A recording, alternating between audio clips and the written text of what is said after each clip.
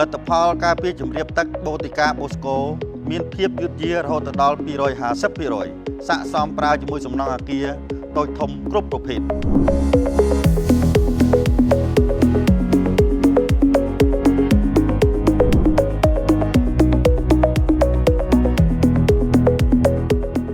ខ្ញុំសូមបង្ហាញពីរបៀបប្រើប្រាស់ផលិតផលបូតិកាបូស្កូអញ្ចឹងមុននឹងយើងប្រើប្រាស់បានទី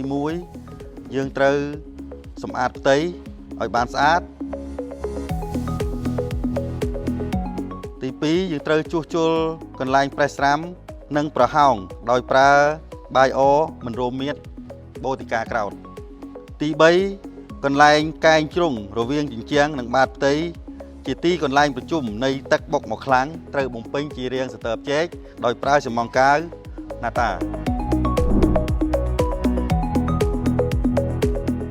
បាទតើតើនឹងការលាយជាដំបូងយើងត្រូវចាក់ទឹកកាវចូលមុនបន្ទាប់មកយើងចាក់ម្សៅចូល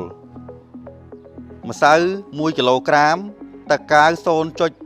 0.75 គីឡូក្រាមសម្រាប់ផ្ទៃ1ម៉ែត្រការ៉េកូរឲ្យសព្វរយៈពេល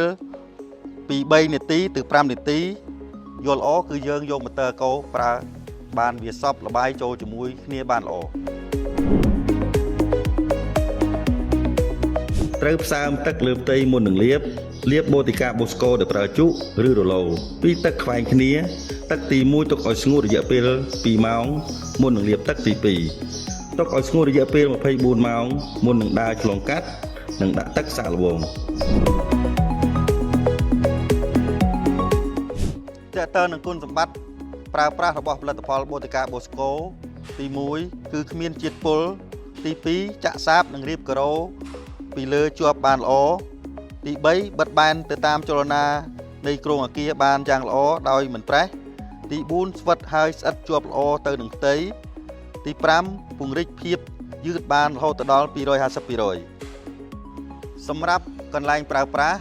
មានដូចជាដំបូលបេតុងបន្ទប់ទឹកអាងហែលទឹកអាងទឹកសញ្ចាផ្ទះនិងផើងផ្កាជាពិសេសកន្លែងដែលជ្រាបទឹកបច្ចុប្បន្នផលិតផលបូតិកាបូស្កូត្រូវបានទទួលស្គាល់ពេញនិយមប្រើប្រាស់គ្រប់ទីកន្លែងដូចជាតំបន់អភិវឌ្ឍជួយចង្វាសហភាពសហព័ន្ធយុវជនកម្ពុជាសសយកមន្ទីរពេទ្យបុរីខុនដូសំណង់អគារតូចធំជាដើម